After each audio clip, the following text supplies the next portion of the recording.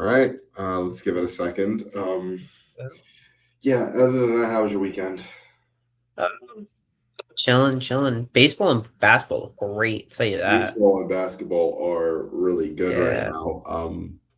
Yeah, I mean, I was running camera at the baseball game on Sunday. That The was ridiculous. onslaught. Yeah. The 15 runs in what was it, like the fifth inning or whatever it was. That Yep. was like we were there like, are they gonna? Because I think it was Kyle and whoever else was on the call. They were like, are they gonna get this run roll in earlier than usual? Because like it was really bad at a certain point. But with that being said, welcome back to another episode of Miami Primetime Live, brought to you by FanDuel. Shea here with Jayden, as always. And Jayden, how you doing today? Doing great, Shay. I just mentioned it. Miami athletics. Obviously, Miami football not in the forefront right now. Miami basketball, Miami baseball looking great right now. Miami basketball. I mean, shout out them. They're balling right now. They are. Geez, we were sitting in the control room before the baseball game. Was it Saturday? Whatever the NC Yeah. State game. What was and that comeback just at the end so insane. And True Washington, after I don't really know the reasons, but after like not missing, after being out for a little bit of time, him being able to come back in and then like step up, you know, three free throws, which this team has sucked at all year, to win the game was so Yep. hype. And then for Canes baseball fans out there, I mean, 15 runs in a single inning, that'll put you on the map in terms of what this team is doing. Pitching a little rough at certain spots, but they're doing great, I think, overall. Just, I mean, the most runs I think they've ever scored in an opening series over a weekend. So that was, I mean, Miami sports just feels really good right now. Yeah, I'd argue, and I believe this was a talking point. Miami football being so good has kind of created this momentum that is carried throughout the rest of the Miami sport, or the big three of Miami sports at least. Because basketball looks really good, on par to make the tournament as like an 8 through 10 seed, one of that. And baseball currently ranked, I think, at 23. Basketball got 10 AP votes. Things are looking really good for Miami athletics, and I mean, I argue the better athletics looks as a whole, the better it is to recruit, the better it is to just have, I guess, a better opportunity to just be, I don't know, a better, overall well-rounded university. And baseball, which to me seems like a sport that's kind of been neglected as of late, putting them back in the forefront is pretty good to see. Yeah, definitely. I mean, you can kind of feel the energy when you see all these different teams kind of come together. I mean, we saw it at the UNC game where you had the baseball team, I think, was throwing out shirts at one point. We had them honoring the Miami football team, and you just kind of see each part of the university come together over what athletics is doing around here, and it feels really good right now. Just on all levels, and it can only be positive when everybody's doing well as they are right now. So plenty more to see from those two teams this season. Shout out to the rest of Canes athletics too, doing really good things all around overall. But that's the main highlights of it all. And well, I guess we said this last week. It's a dead spot in the football season. There's not really much to go about, but a little bit of shuffling in the coaching staff. Jayden, what's the latest? So Zach Etheridge, the passing game coordinator for the Hurricanes last year, and the cornerbacks coach, going to the Arizona Cardinals, joining Matt Merritt, the running backs coach, which is just an interesting tidbit that I saw. Although it doesn't seem like there's much connection between Michael LaFleur, the new head coach, with them. Very interesting. Very happy for him. Good luck. Do your thing. I'll always be thankful of Zach Etheridge because he is the reason for Keontae Scott. He was his cornerbacks coach at Houston, and then his I believe either cornerbacks coach or defensive backs coach, whatever, at Auburn, and then he was at Miami. He's played a huge part in that development. Keontae Scott probably doesn't come to Miami without Zach Etheridge, and we got to watch, in my opinion, one of my favorite cornerback seasons I've ever seen from a player. Despite the injury, he was so much fun to watch. I think anyone can agree that watching Keontae Scott play at all times was a total treat, and you have to thank Zach Etheridge for that because his recruiting and what he saw from him in Houston and Auburn, eventually in Miami, we got from that. That's a pretty cool thing to have. Good luck to him.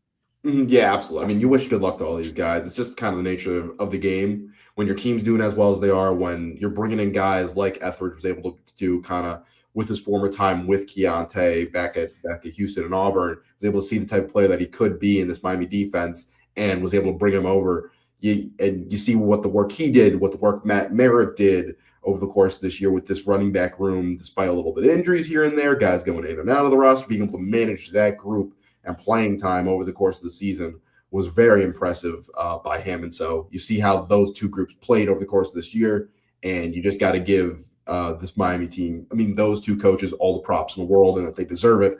They're going to do good things over in the pros right now.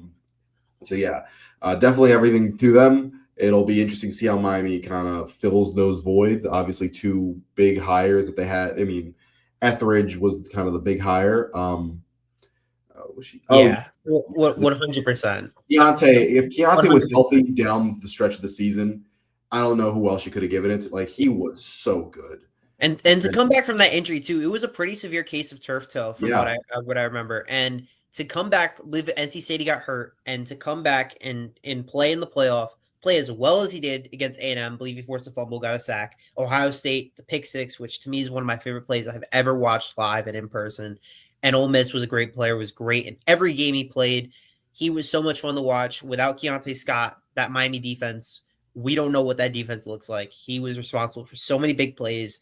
He showed immense amount of effort at all times. He was running wild at all times. He, to me, is probably going to end up being on one of my favorite Miami Hurricanes players I think I'll ever watch, like ever. That's how fun I thought Keontae Scott was during his time with Miami. He probably would have won the Jim Thorpe if he didn't get hurt and didn't lose those games. That would have been he was so much fun. I have no other words. I sing all my praises for Keontae, and I thank Zach Etheridge for a lot of that.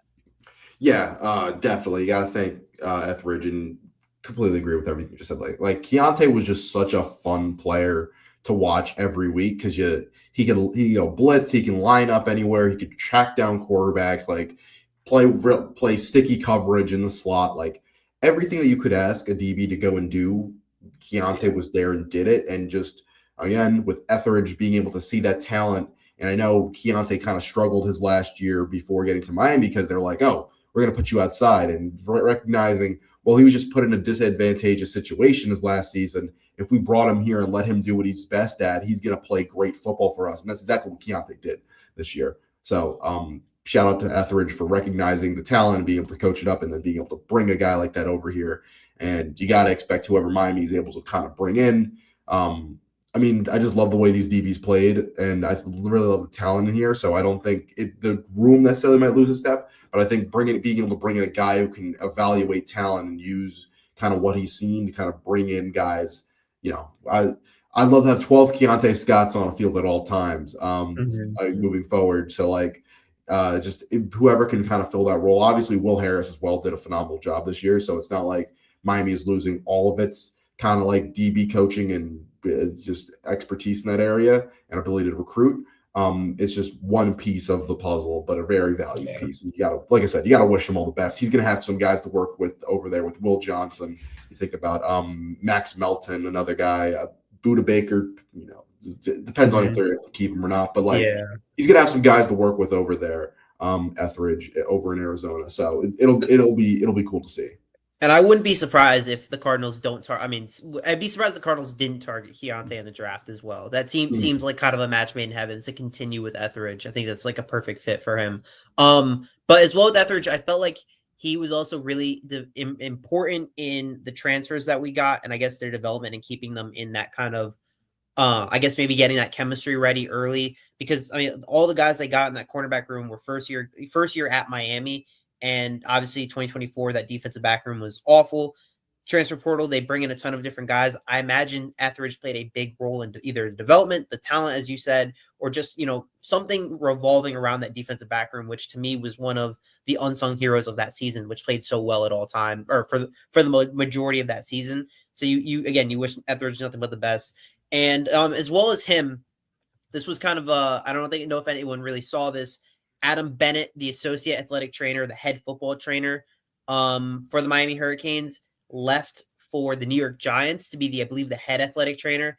Athletic trainers are kind of the unsung heroes of sports in general. They do a lot of work. They do a lot of the grunt work for, handling injuries and handling these guys. And I'd argue Miami is one of the healthier teams in the last couple of years, in everything. Offensive line over the last 2 seasons, very healthy.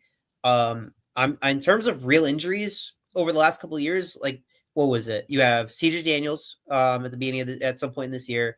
You had I guess in 2024, OJ Frederick, Jadias Richard, but it wasn't You had anything. injuries here and there. Obviously, there was that last year. Was it last year or his freshman year where Bain got hurt for like a little bit Yeah, of a but, stretch? but so the athletic trainer's main job is to make sure that those the I guess the soft injuries, the injuries that are really avoidable, whether it be a cramp or a strain, something that can be avoidable with stretching and stuff like that.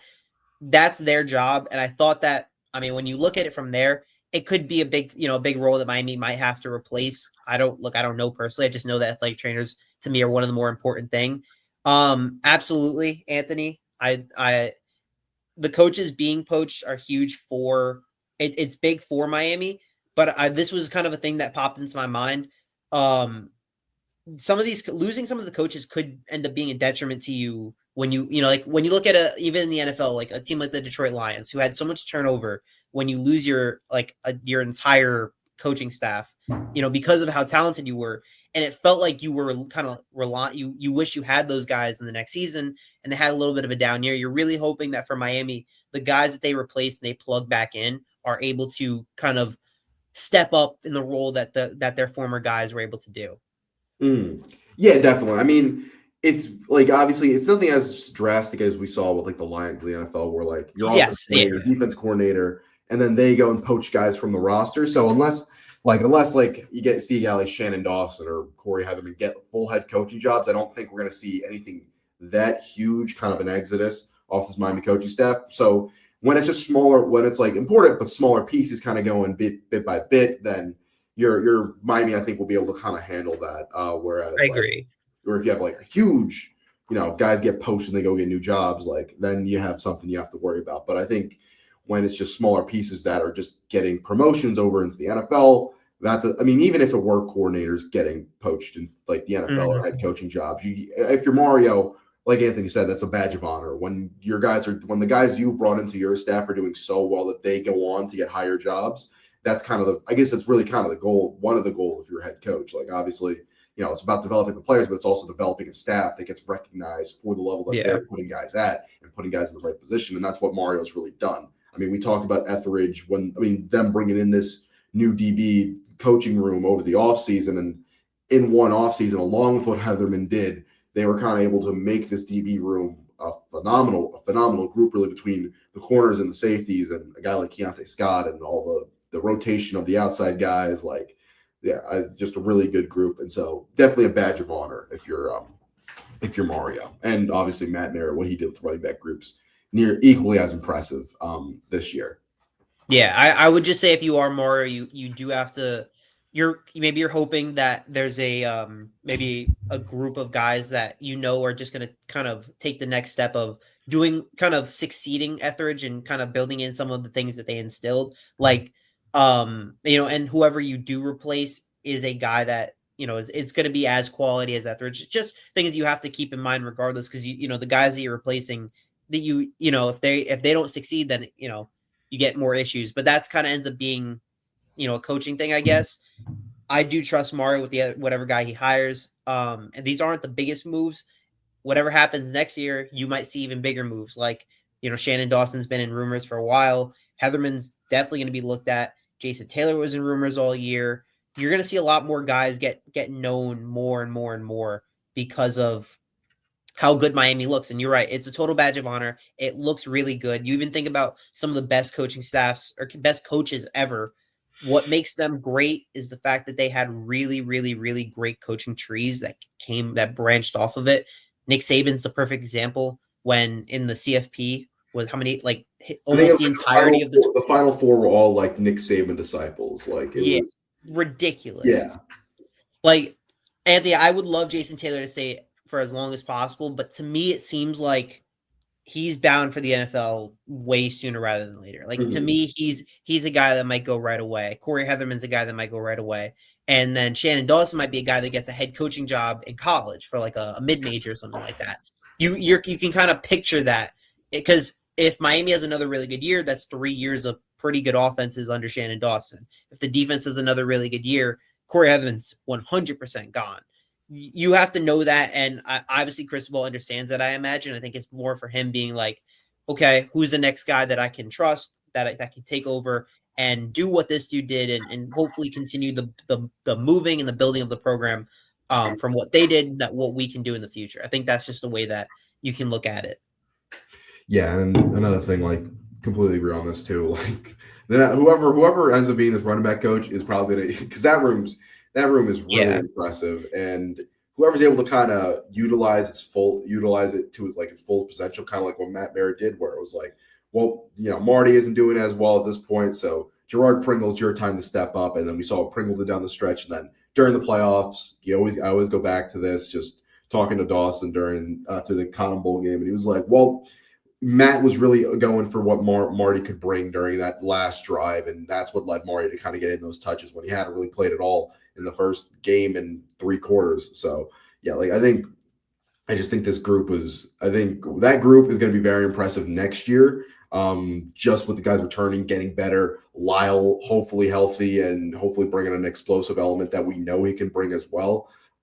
Should be a very good group as well. So like, yeah, but this coaching staff looks really good as it is, and then hopefully they can fill up those little bit of holes. And obviously, for an athletic trainer too, Miami really hasn't suffered too many massive injuries as of late. So if you're able to kind of keep these guys healthy with a guy who kind of knows between the analytics of it all, and I don't really know sports medicine like that. That's not my major, but a guy who knows how to manage it all and keep these guys healthy is also going to be huge. Yeah, I mean, to me, when I think of, at least because I have like my brother works in athletic training within the NFL. He from at least what I hear from him, it's the way that it's like just the treatment and keeping them healthy. Anytime that they have, making sure they're rehydrated, stuff like that. It's like kind of the little things that like may cause an injury unnecessarily. The athletic trainer is there to make sure that doesn't happen. They're taping the guys, they're keeping them in check in general. It's definitely a role that can be filled. Like, it's not like losing Adam Bennett's huge. I think it's actually pretty cool for our Miami's athletic trainer to go and take over the entire New York Giants athletic training staff. I think that's pretty impressive, and speaks to Miami's, the level of Miami. So I think this is a really good thing for the program itself when you're having, not only football, but other sports kind of being looked at in such positive ways. Like, even in basketball, I know we're a football podcast, but Jay Lucas is in the running right now for at minimum ACC Coach of the Year. Yeah. And might get, people are looking at saying, oh, Kentucky might be looking for him or whatever. But it tells you about how locked in the university is on athletics right now. And they're doing a pretty damn good job at it.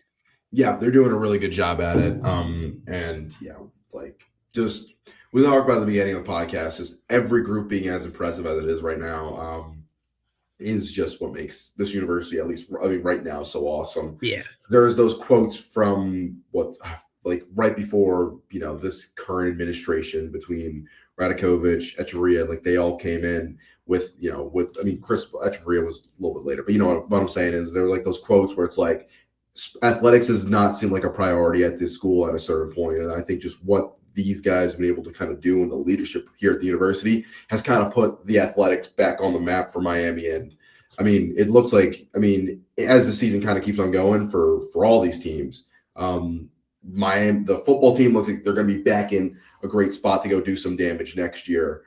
Basketball, like we're talking about right now, where Jay Lucas in 1 year flipped the program that missed the ACC tournament, let alone making the NCAA tournament. And then baseball, their run towards the end of the season into this season where, Daniel Cuvée hasn't really got even going yet in that first series, and you see they're putting up 27 runs in a game. Like it's just very impressive what athletics is doing around here. Not to mention kind of like the Olympic sports, kind of doing their thing as well. Shout out track and field. I'm ready for the track and field. My former beat for the Miami Hurricane. Shout out swim and dive. Swim and dive is doing some great things. I'll say this. the change from Blake James to Dan Radakovich cannot like that. The difference between the former AD to the current AD cannot be understated about how massive it's been. Radakovich has totally transformed the way athletics has looked again from when he took over in 2017 to where we are now. Night and day difference because when Blake James was there, I forgot the years Blake James was there, was bad. Blake James is currently the AD of Boston College. Let me just say that. Boston College to me is the worst athletic program, maybe in the country. It's up there. And Blake James is the AD of that. And I do believe like they're struggling. I think, and it feels like if Blake James stayed at Miami for a little bit longer, who knows what this program still looks like. Maybe Chris Paul doesn't get here. Maybe Jay Lucas doesn't get here. Maybe, whatever. It feels like that switch has kind of transformed the entire athletic department as a whole. Echeverria caring about athletics has been huge. Like, there's a lot of different things you can kind of look at and point at and say the transformation from Miami athletics over the last 10 years to the 10 years prior, night and day. And that's pretty cool considering both of us, both here at Miami. These 4 years or these 3 years we've had have been some of the best years you could probably ask for among athletics. Yeah, Be at the university. Absolutely. I mean, I feel so spoiled to be here right now. Yeah. Not to be all propaganda for the U, but yeah. We go there. We pay pretty heavy tuition for us to Yeah, to propagate this. maybe not be on scholarship, but that's not really a big deal. So it's awesome right now. I know we got here by talking about the coaching staff, but it's just awesome everything right here, right now. But to keep it on football, Jayden, let's talk about Miami, the representation at the combine, who's there, who's not there. Can you? I don't have the list in front of me right now. I do have the list. I know the combine is next week, I believe. I could be wrong. Yes, in about a week. Yes, about a week. I believe exactly a week from today is the combine. I believe there are 10 Miami Hurricanes in the combine. Carson Beck, CJ Daniels, Markel Bell, Inez Cooper, CeCe Maui Noah, Ruben Bain, Akeem Mesidor, Wesley Basaint, Keontae Scott, and Jacoby Thomas, all at the combine. The one big snub I would at least say would be James Brockermeyer. I don't know if there's anyone else specifically in terms of snubs. I was going to say Keelan. Keelan, I thought deserved it. Keelan, yes, definitely Keelan. As big as as big as CJ Daniels was throughout the year, down the stretch, to seeing what Keelan Marion was able to do in terms of moving the chain, especially the playoffs. Guy was clutch during the entire playoffs in several spots. So him not getting a nod when he has very kind of between the ability to separate. We didn't really see too much of it, but the run after catch ability that he does possess, Miami really didn't put him in positions to kind of do that too much this year. And downfield being able to kind of be that chain mover, vertical threat at points for Miami. It was surprising to not see him get that nod for the combine when I think him and CJ kind of bring not similar skill sets. They're different receivers in a lot of senses, but I thought Keelan, especially down the stretch of the season, earned himself a combine visit. But yeah, I agree. His Fiesta Bowl performance against Ole Miss was one of the best performances of Miami Hurricane all year long. 7 catches, 114 yards, and a touchdown. He finished the year with 746 yards, only 2 touchdowns. But to me, he was that reliable safety blanket, third down guy. Third down screen, you're going to Keelan Marion. It felt like, I'm pretty sure if you look at the analytics, if you look at the numbers, I don't have them on me. Keelan Marion was probably the guy that was targeted the on third down. And he was that big for them. He was that big for the program. I thought he was a very integral piece when Daniels went down, when certain guys were rotating. It felt like Keelan was a mainstay at times, and he was great. I wish, honestly, if anything, Keelan was brought in to be that kick returner, and they just never gave him the ball. So teams didn't really kick to him throughout the season, and then I felt like Miami never really gave him those design touches to get the ball in his hands, like those jet sweeps, those touch passes. He wasn't really using the screen game. It was either Mally or CJ in that department. Yeah. I meant slant, not screen. It was a lot heavy on the slant. Yeah, like so like I think like there were I mean, I think there's another level to what he can do that wasn't utilized here that I think teams are gonna find out if they take him. So yeah. I agree. I believe as well as that, Daniel Jeremiah has 3 Miami Hurricanes listed already in the first round to get Mhm. drafted, which is Akeem, Bane, and Cece. I mean, it's pretty damn good. Kind of Yep. expected that. I know Keontae's rumored Yeah, in, Keontae, I've I seen think some third mock drafts, round. him going late first. I've seen CJ Daniels get moved up quite a bit. Round 3, I saw from him.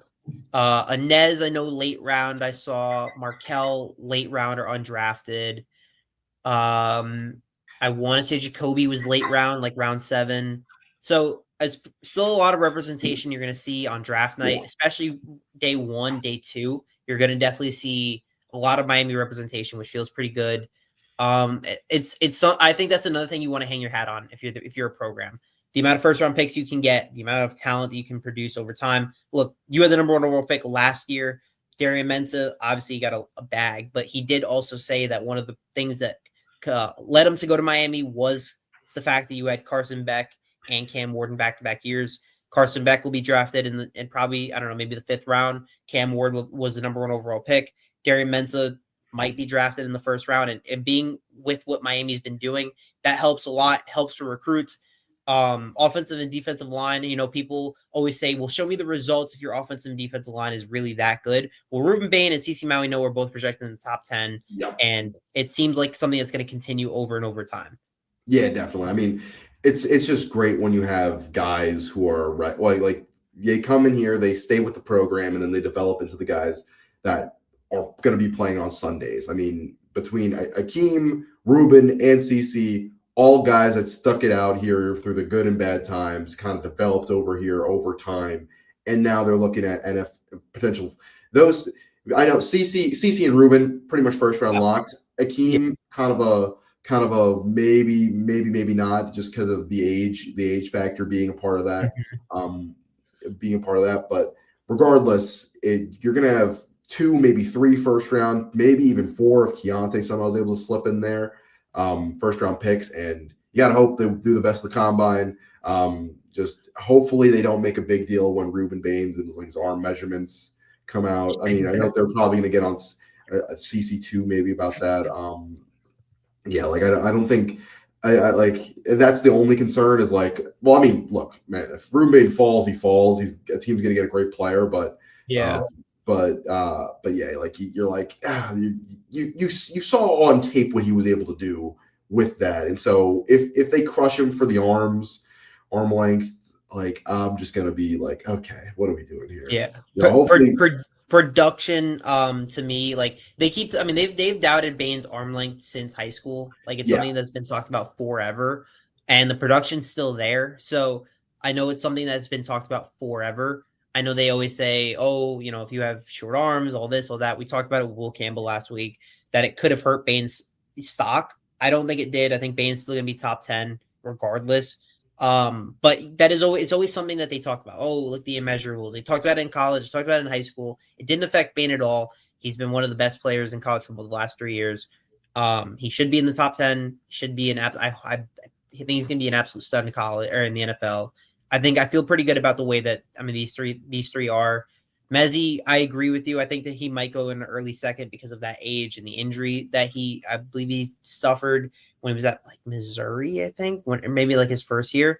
Um, but I do feel really confident about the way that this kind of helps for the program over time. Like I'm sure a guy like Damon Wilson, it helps for Damon Wilson to go to Miami when you have 2 guys that might be drafted in the first round. It might yeah. help for Jackson Cantwell that you have CC Maui Noah getting drafted in the first round for him to kind of, I mean, if you're that if motivation. you're like Cantwell, like you can see four like maybe Brockermeyer slips in. I mean, Brockermeyer like Nez and Markel might go later in the draft, but 4 of the 5 starting offensive linemen Oh my gosh. are drafted. One probably in the top 10, top half of the first round, And and then the then other 3 drafted at some point in the at draft, some late point, round. like I mean, That'd if be pretty you're an impressive. offensive lineman, like ta-da! Yeah. Like look, And think about last year when you had Jalen Rivers and then the year before Matt Lee. There are mhm. guys that continue to get drafted by Miami. Miami's offensive line year in, year out, the last 3 years have all been elite level offensive line. So, like ranking wise in every stat, they've been elite. I think it's just something that you can really hang your hat on. And it's just, all those things look really, really good for recruiting overall. And it helps when you have one of the best recruiters in the country like Cristobal. His process, his plan is being kind of is back. He I guess when you imagine what he was saying to these guys, saying, "Hey, I'm going to you're going to be an NFL player. You're going to help us win a lot of games." We've seen that on the field. National champion runner ups. Now these guys are getting drafted in the first round. He's keeping his promises of what I imagine he told them when he first, when they first got here during a really rough time in Cristobal's first year. What he told them, that feels pretty damn good. Yeah, definitely. I mean, like, and I assume we're going to see more of it as this team kind of, I mean, now it's an established, what this team has done the last 3 years, constantly improving. Last 2 years, sorry, excuse me, getting over the double-digit win point, and just what the resources that you're able to have here, and just on another level, like the alumni and the connections that you can make while you're here as a player. I think overall, just are going to be bounds, and just especially since this team is as good as it is right now, going to be huge for recruits moving forward. And so between the development on a pro level, and development just overall that player is going to see that you can have here. Cristobal's done a great job of developing that, and that's why Miami's going to continue being as good as they are. So yeah. Yeah, there's kind of nothing really else you could say about how good that kind of stuff looks for the program and everything. I do want to try to look at recruiting, but I haven't seen anything, Shea. I can't lie to you. Yeah, I know it's been really barren everywhere. I think we're kind of like that dead point where like we are waiting for big news to talk about. Just because like it just something. So give us an inch and we'll take it a mile. Like there's we are at that point of the year where it is a rough go about it in terms of finding stuff. If there's nothing recruiting we talk about, maybe we can talk about what guys that we can maybe think like breakout wise. Breakout candidates. Breakout candidates. Let me pull up the list of some of the guys on the roster. I imagine when we're talking breakout candidates, are we going to go sleepers, or are we going to go like just guys we think are going to take a jump this year? We can do a little bit of both. I mean, let's start with guys that we think are going to take a jump, and then we'll go a little bit like more like deeper in it. Like maybe like a true freshman that might take an immediate role right away. I'm trying to. Sorry, I was not prepared to do this right now. No, I'm not either. My apologies. Sorry. I gotta look at names. That's how I remember things. I think a guy everybody kind of thinks about off rip is sorry, why am I blanking on the name? Lightfoot. Lightfoot's the big name that people are expecting to put on a little bit of weight going into next year, and he could be a force, especially since he's going to have the snaps now with Bain and Mesidor kind of gone. We saw him kind of rotating in, and he was doing some damage in the postseason. Just the one play that comes to mind is when in the national championship where he just bowls over that running back and just chases Mendoza, forces him out of the pocket, forces him to throw the ball away. The guy can make plays, and we're going to probably see that on Saturdays, all next. Actually, screw it. I mean, we play 4 games down on Saturdays, but no. But the point stands. We're going to see him on game day making plays for Miami throughout the year. I think so. Yeah. I'll go a kind of guy that obviously his name was mentioned quite a bit. Gerard Pringle. I really like what Pringle did last year. I know that the running back room is so tight. But when I watch Pringle run versus everyone else, like Fletcher, you think of him very, very physical. He's going to out-tough you. He's also very fast. He's going to be your bell cow. But when you need an RB2 to kind of step in for a drive or two, or just a player to change up the speed of the game, change up the direction, change the way that, let's bounce to the outside, obviously, with the way that they ran Fletcher up the middle all the time, go to the outside. I always thought that Pringle provided that. And I understand Lyle and Marty Brown being in the way of him. To me, every time I watch him play, he looks like he might be the RB2. if that run blocking gets better, if the pass blocking it gets better, he might be a mainstay there. I love watching him play. He's got the speed. I think he can really put it all together and be an elite level RB2 paired with Lyle and Marty Brown. Yeah, I think and just another thing that we saw from Gerard throughout this season was the contact balance that was also just so impressive for what he was doing. I mean, just like the ability to take a hit and kind of keep his legs moving and bounce off tacklers and kind of just keep going. When at times we saw Marty or we saw Lyle kind of just get hit and not. I mean, they drive their legs forward, but they're not able to kind of like keep themselves balanced and get those extra yards. I mean, there was the one play I think it was against. Yeah, it was against NC State where he ripped off a 20-yard run, just bouncing off tacklers and just keeping his feet going. Like, even though he's a smaller back, which is just so very impressive to do that. And then obviously the speed being the factor that it is with Pringle is just, another level. And you would unless Lyle comes back and is fully healthy and he can, we truly see, because I think Lyle has another gear that nobody else has on this team. I think just from what we saw his freshman year, there is another gear that he can hit that I don't think other guys on this team can hit per se. But I think Gerard, what we saw in the season, at least this year, down the stretch when Miami needed him, was so good. And I think there's a lot of great qualities of him that are going to be very important for next year. And then my next one, I'm trying to think. I'm scrolling through the roster right now. I'm trying to look at this right here.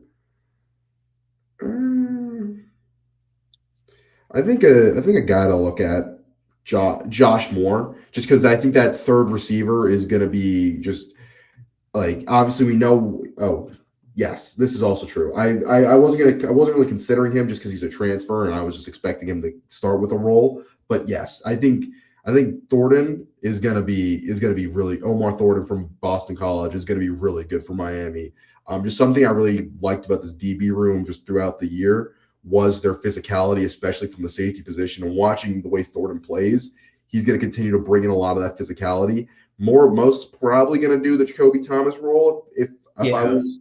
If I had to guess, maybe not kind of filling out. I know where Miami's still kind of hoping they can find somebody to fill that Keontae Scott role out necessarily, but yeah, Thornton, he's gonna be a downfield hitter type guy, and so I kind of liked I like his addition. I love Thornton. I love the way that Thornton runs, the way that he attacks and goes downhill. He's a hard hitting safety, which is kind of what Miami's been building over the last couple of years, even before.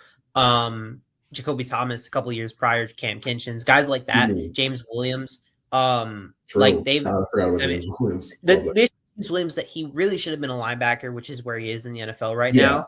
But because of the need of safety help, they had to play him at safety, although he was still a very hard hitting safety. But still, he kind of brings that kind of the hard hitting stuff, the big hits, big plays, that ESV that Eatherman talks about forever. He kind of fits right there in just a replacement Jacoby Thomas. I think he is really fun and he could really be something that could do something similar to the way that that Jacoby Thomas played. I like that one a lot. I have a freshman that kind of came to mind because talking to some people about him. Gavin Muller, the tight end.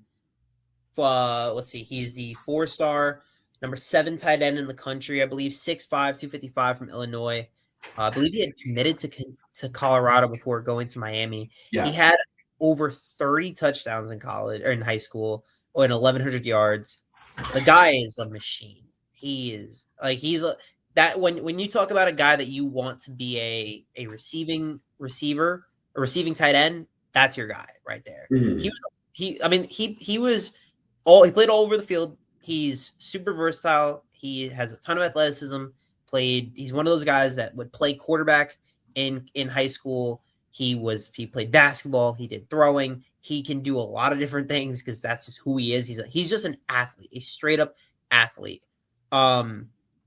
He's super fast, and for a tight end, he's he's a guy that I'm looking at because the tight end room to me is one of the most open rooms you can think of. Very much so. In terms of guys, like guys that can step up, guys that can take over. Obviously with Lofton, maybe not being what we thought he would be. This guy's like he's 6'5" as a tight end. He seems like a guy that could maybe fit the Elijah Arroyo spot that we felt like we were lacking for a while. I think he could absolutely kind of fit that role. I think he might get some reps right away and kind of maybe solidify himself within that spot. There's a lot of guys there, obviously. It's not only him. I had the tight ends here. Luka Gilbert. I don't think Luka Gilbert's and obviously Lofton, but I really do think Gavin Miller might step out and be the kind of step into this role of, we'll see in spring camp, we'll see in fall camp. I don't know. Maybe he's a guy. I was totally wrong. I mean, in August, so I want to this is something that I said, and we don't have to go back to this. I did say Chuck Brantley might be one of the top corners for the team. Did not know Chuck Brantley was 5'8". Did not know Chuck Brantley. I believe played like 5 snaps total. I was very wrong about that. I hope I'm not wrong about Gavin Miller because I really think Gavin Miller might be a really good player. But I have been wrong many, many times before. Yeah, great poll. I wasn't really aware. I mean, I haven't done the research into this class yet, which is also what's kind of stumping me right now with this. In turn, you know what? I'm gonna make this prediction. I think Darion Coleman. Not really a breakout candidate, but I think Darion Coleman's gonna take the QB2 role. I like that. I like that a lot. Yes, just because there's not going to be as much pressure on him to play in games, and I think him being the official QB2 and getting those reps kind of in. I mean, you have up to 9 games now that you can play before like you're considered a red shirt. I think that can definitely be huge for Miami, just getting him those reps, and obviously the expectation is that Mensa has a good enough year where he's a first-round pick and is gone next year in the draft. I think Coleman needs I know there's obvious things like he's very, very much a small guy, so we kind of need to see him bulk up and do stuff, kind of get his body ready. But I think there's just a lot. When I watch some like his highlights, just the ball kind of just zips out of his hands and just a level of calmness in the pocket that I think is very impressive for a young guy. And there were all the jokes where like he was doing the standing still in the pocket off that one clip, and it looks like Cam Ward, just like maybe. But even that's not what it ends up becoming. Like I think having him start to take those reps this season, I think will be huge for Miami. And I know people are high on Luke as well, so I wouldn't be surprised if he ends up being the number 2 this year. But I would like to see Darian break out, and I think he definitely has the ability to go and do that. Yeah, this is something that Chris Bowles I think has been hinting to a lot of being a legitimate QB2 battle between Luke and Darion, and as well as that, I would like to believe that Chris Bowles and company are barring an elite transfer portal quarterback, that next year's the year they use the in-house guy that they recruited and let him take the starting reign. I think that they're looking at next year to potentially be that year. I don't know, to the way that they've talked about it. He's very high on both Coleman and Luke. To me, it seems like they might go and say, we're going to battle it out, see what you guys look like. Whoever gets the QB2 spot, you're going to get the reps when, in a garbage time game potential, whatever it may be. Mensa, you believe will be a first-round pick. And then when he does go, I do imagine it could be. I like Coleman a lot. I think I like Coleman more than Nickel.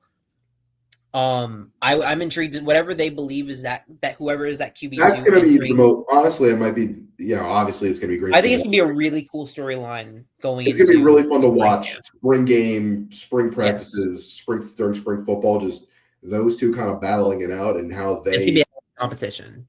Yeah, especially. I mean, they're going to have weapons to kind of run with in those scout teams with the young receivers coming in too. You think about like Milan Paris, Samorian Wingo. I'm blanking on names, so I'm going to pull this up just so I can get all the names. But Maurian Wingo, those main two, Van Spafford. Like I think that group, just those young guys, kind of battling it out with those young receivers that they're going to have be able to use. I think it's just going to be really fun to watch. So yeah, I definitely kind of maybe not a breakout candidate in terms of like playing games. But Miami plays some cupcakes to start the season, so Could Yeah. could see some Darion Coleman or Luke Nickel in those matchups if the time comes. Yeah, I like that one. I'll also rip.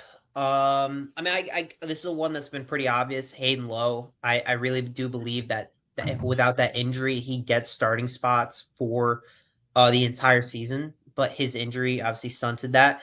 I genuinely believe that he will step up and he will absolutely be in that rotation with those guys, with Lightfoot, with Blunt, with Damon Wilson. I mean, I will still stand by this take that I think the defensive lines can be better next year than how good the 2025 team was. And I think Caden Lowe is a guy that will be one of those guys that takes that step, takes that leap.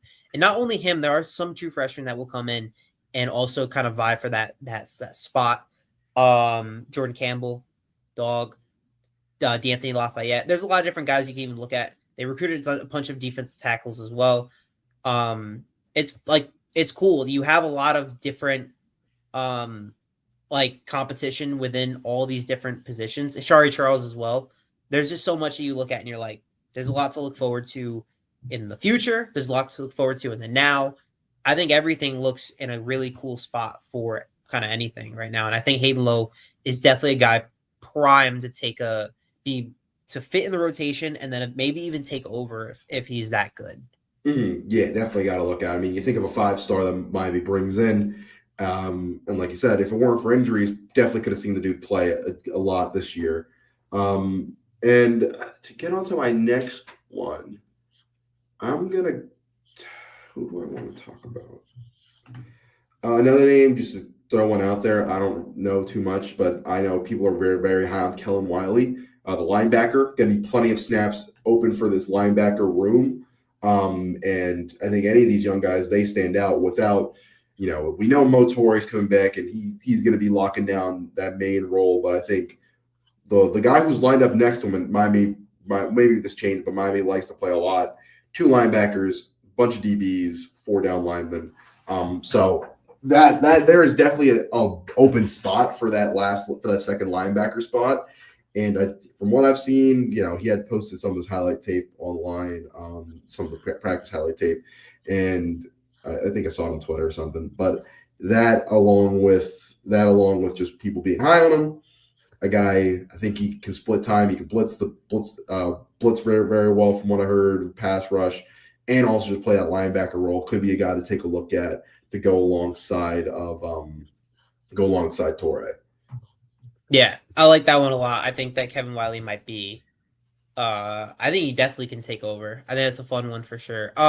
Before I don't know if I have any other ones. I have a tweet from Daniel Jeremiah that I just saw.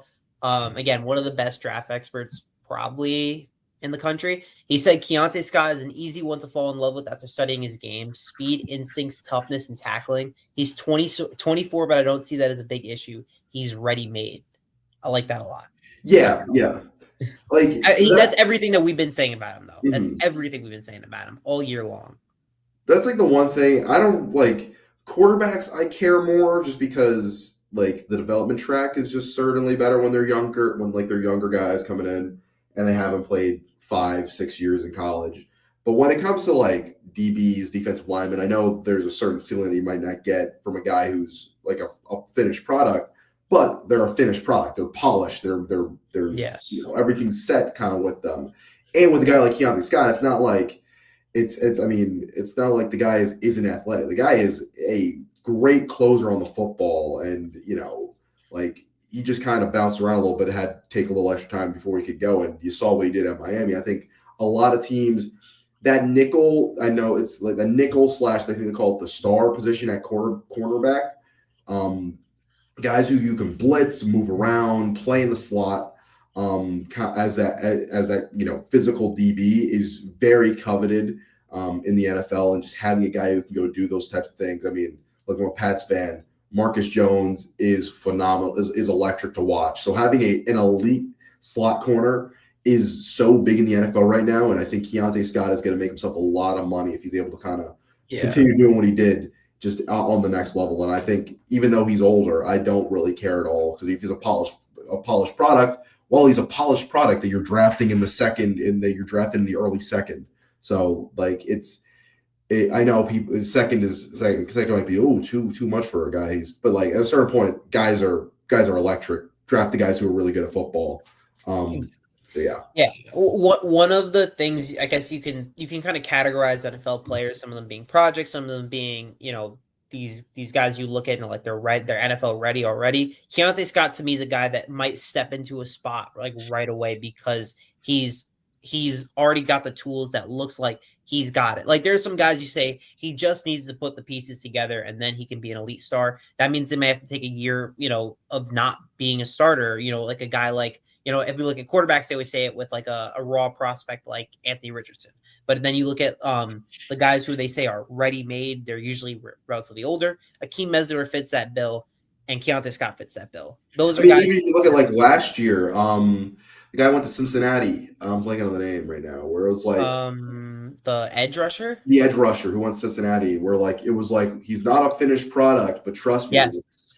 once he puts it all together, and maybe he does, but for a Cincinnati team that was trying to make the playoffs, an edge rusher who had very little impact, it wasn't very good, and maybe he developed something. Shamar Stewart. Jamar Stewart, like Yeah. that guy is not helpful for a team that's trying to make the playoffs, and maybe he becomes a really good player in the future.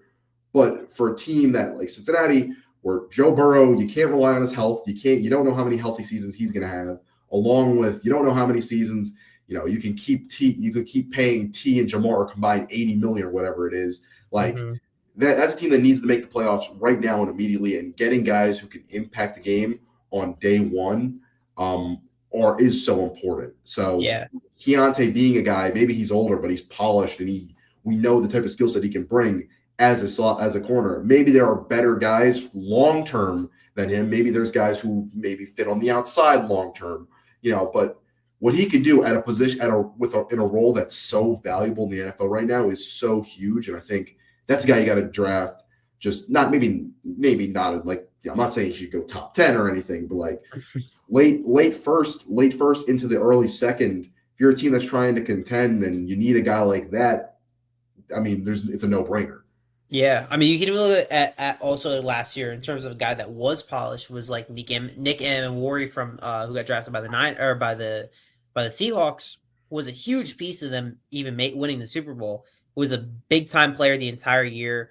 There are just a lot of different guys you look at and you're like, well, these guys got starting minutes right away and they played damn well. Gray Zabel, another guy that Seattle drafted that was an integral piece of that team, was one of their guards and was a massive piece of that rotation.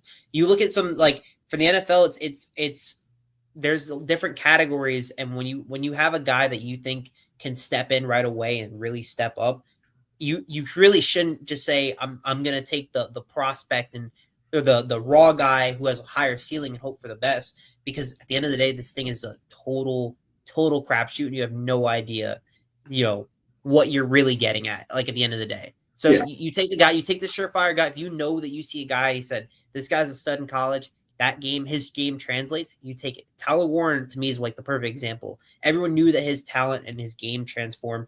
He was so good at Penn State. They said whoever team drafts him is going to be a really good player right away. And he was probably the Colts' best offensive player all year long. yeah. I mean, that or JT. Oh yeah, JT. But But his between second him and best. like that's still pretty impressive. Yeah, Like yeah, he had a very great year. impressive for a rookie. I mean, yeah, obviously once Daniel Jones got hurt, it kind of was a struggle because you have to play with Joe Flacco and um, Riley Leonard, like Philip Rivers. and Philip Rivers. I forgot about that.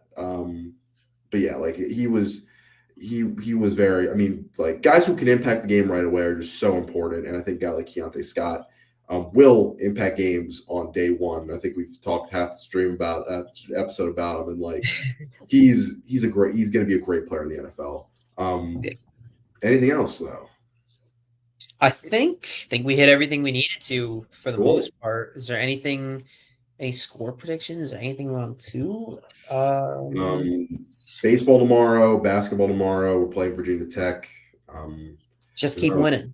Just keep winning. Just keep winning. Get to March. I would like to go to March, although that schedule is ridiculous. You got Thursday and Sunday after or after spring break. They got to send me to Buffalo potentially. The rumors right now are I've seen them play. The top one I saw was they playing Indiana. Round Now, one. then I did see that tweet. It was just like the war flashbacks guy. Like No more, no more. I also saw one of them playing A&M round one. that would be funny As though. a 10-7 game too. Do it, run it back, run it back. Let's run it back. Let's run it back. All right, Yeah, but I'm gonna keep saying it. When the momentum on one side builds, basketball follows, baseball follows. Swim and dive's a stud right now. Track and field. mhm, Shout out UM Athletics.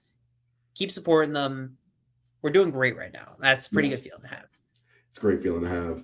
But I'll do it for this episode of Miami Primetime Live, brought to you by FanDuel.